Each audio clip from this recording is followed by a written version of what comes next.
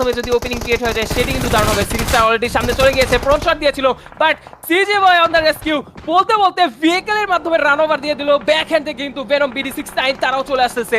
দেখতে দেখতে কিন্তু তাদের দুটো প্লেয়ার হারানোর মতো অবস্থা। A1 RG স্পোর্টস সেইখান থেকে সিজে বয়কে টেক ডাউন করলো, এন্ড বলতে বলতে ব্যাক হ্যান্ড থেকে কিন্তু ডেড স্টর্ম চলে আসছে টিমমেটকে রেস্কিউ করার জন্য। ডেড স্টর্ম এই পর্যায়ে সিচুয়েশনটাকে কন্ট্রোলে রাখার চেষ্টা করবে। ফ্রন্টিয়ার থেকে একটি গ্রেনেড চার্জ, এন্ড এই গ্রেনেড চার্জের মাধ্যমে এলিমিনেশন আসতে পারতো, but look at this, hitman back hand side থেকে কিন্তু নকডাউন দিচ্ছিল।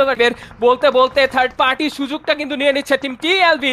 জুরোকে দেখতে পারতেছি ফ্রন্টিয়ারে চলে গেছে, এন্ড সেই জায়গাতে ফ্ল্যাশ দারুণ ভাবে নকডাউন দিয়ে দিল না মামু এন্ড সাবোকে। দুটো প্লেয়ারকে টেক ডাউন করার পর বাকি প্রেসারটা কিন্তু কমে যাচ্ছে। এই মুহূর্তে ডেডস্টর্ম কিন্তু রিভাইভ কার্যক্রম ছেড়ে আগে চাচ্ছে প্রেসারটা মিনিমাইজ করতে, সামনের দিকে প্লেয়ারদেরকে take down. But look at this, তার এইচপি কিন্তু খুবই লো। তার সামনে থেকে যদি একটা গ্রেনেড ইম্প্যাক্ট চলে আসে তাহলে কিন্তু বিপদটা হয়ে যেতে পারে।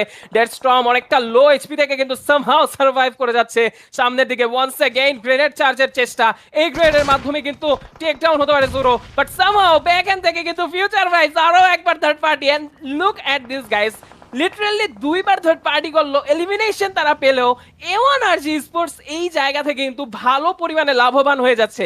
এন্ড এই একটা সুযোগ করে নক করা হবে পিএমকে এবং নরমেশ, তাদের খুবই ক্লোজ কম্ব্যাট ব্যাটলস, তবে গ্রেনেড দিয়েই তারা ডিল করার চেষ্টা করছিলেন। এবার কিন্তু টিম হালালিটি আর তারা জায়গাটা পাল্টাচ্ছেন, একটুখানি ডিস্টেন্স মেইনটেইন, একের পর এক সাপোর্ট দিতে থাকবেন। তবে টিম নরমেশ স্পোর্ট জবাব দিয়েছে, ইমরান সিনিস্টারকে নক করছিল, ডেথ স্টর্ম তার থেকে সাপোর্ট দরকার, ফ্ল্যাশ থেকে সাপোর্ট দরকার। তবে সিজে বয় চলে যেতে পারেন রেস্কিউয়ের জন্য, যতক্ষণে সিজে বয় রেস্কিউ করবে ততক্ষণে team A1 RG grenade apply করতে চাইবেন টিম নরমিসের উপরে, যেহেতু গ্রেনেডটা আসলে পৌঁছে দেওয়া পসিবল, যেহেতু ভিজুয়ালটা তাদের কাছে নেই। বাট এর মধ্যে টিম জেসন থেকে D9 হালালিটারকে দুর্বল করার চেষ্টা করছেন। হালালিটার ইন গ্রেট লেভেল প্রবলেম, একটাই প্লেয়ার রেস্কিউ করার সুযোগটা নাও পেতে পারেন তারা। লেজার নক্স স্পোর্ট সুযোগের প্রপার শট ব্যবহার ক্লোজিংটা করে দিয়েছিল সিনিস্টা, কাছে গিয়ে এক্সোটিক্সকে ফিনিশ করা হবে। A1 RG sport on the domination with 14 eliminations, BDB domination চলছে now. It's all A1 RG পেয়েছে, তবে A1 RG নক পাওয়ার পর কিন্তু ক্লোজ করার চেষ্টা করছে এবং ক্লোজিনে এসে তারপরে ফ্ল্যাশ কিল সিকিউর করছিল। ফায়ারফ্লাই কিলটা কনফার্ম হবে, আমির ভাউকে নক করা হবে। কাছে অ্যাগ্রেসিভনেস নিয়ে টিম A1 RG এগিয়ে যাবেন।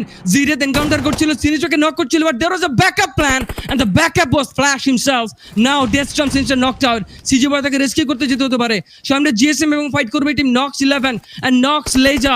তাদের এই ফাইটে আরিবের উপরে বেশ কিছু গ্রেনেড আসবে, স্কাইফল তাকে ফিনিশ করা হবে। সিজে বয় রেস্কিউ না করে ফাইটে কনসেন্ট্রেট করছেন।